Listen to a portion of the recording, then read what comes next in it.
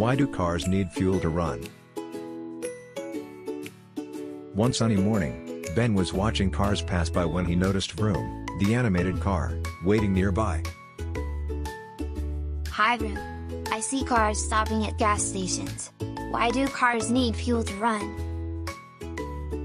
Great question, Ben. Let me explain why I need fuel to move. Vroom began by explaining what fuel is. Fuel is like food for a car. It's a special liquid that gives me energy to run. So, just like I eat food to play, you drink fuel to drive. Vroom explained the role of the car's engine. Inside me is an engine, like a big machine with parts that move to make the wheels turn. Wow! Your engine is like your heart, making you go. Vroom shared how fuel interacts with the engine. When I use fuel, my engine turns that fuel into energy with tiny explosions that push my parts to make my wheels spin. That's like little fireworks inside that help you move. Vroom explained that cars can use different types of fuel.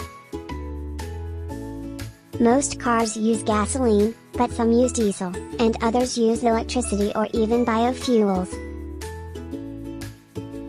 So, not all cars drink the same kind of food to run. Vroom explained how cars get their fuel. Cars stop at gas stations where we fill our fuel tank with gasoline. This tank stores the fuel until we need it. That's why I see cars visiting gas stations before going places. Vroom reminded Ben about the main idea. Fuel gives me the energy to move my parts and spin my wheels, so I can take people where they need to go. That's why we need fuel, to give you the power to drive around. Vroom shared an interesting fun fact. Did you know that gasoline is made from oil that comes from deep underground, formed millions of years ago? Wow! So, the fuel in your tank has an ancient story. Vroom explained how humans can use less fuel. We can save fuel by carpooling, using public transport, or choosing electric cars. This helps the earth too. I remember that. Saving fuel is good for everyone.